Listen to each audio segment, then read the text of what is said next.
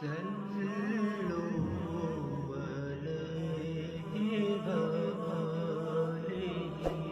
صحیح بخاری حدیث نمبر 21۔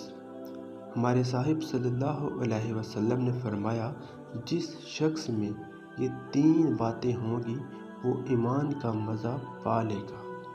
ایک یہ کہ وہ شخص جسے اللہ اور اس کا رسول ان کے ماں سوا سب سے عزیز ہوں، اور دوسرے یہ کہ جو کسی بندے سے محض اللہ ہی کے لیے محبت کرے، اور تیسری بات یہ کہ جسے اللہ نے کفر سے نجات دی ہو پھر دوبارہ کفر اختیار کرنے کو وہ ایسا ہی برا سمجھے جیسا آگ میں گر جانے کو برا جانتا ہے۔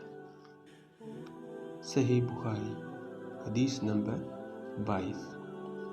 ہمارے صاحب صلی اللہ علیہ وسلم نے فرمایا، جب جنتی جنت میں اور دوست کی دوزخ میں داخل ہو جائیں گے، اللہ پاک فرمائے گا، جس کے دل میں رائی کے دانے کے برابر بھی ایمان ہو اس کو بھی دوزخ سے نکال لو۔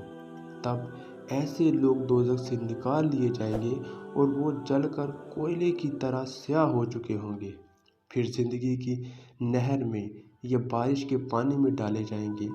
اس وقت وہ دانے کی طرح اگ آئیں گے، جس طرح ندی کے کنارے دانے اگاتے ہیں۔ کیا تم نے نہیں دیکھا کہ دانہ زردی مائل بیچ در بیچ نکلتا ہے؟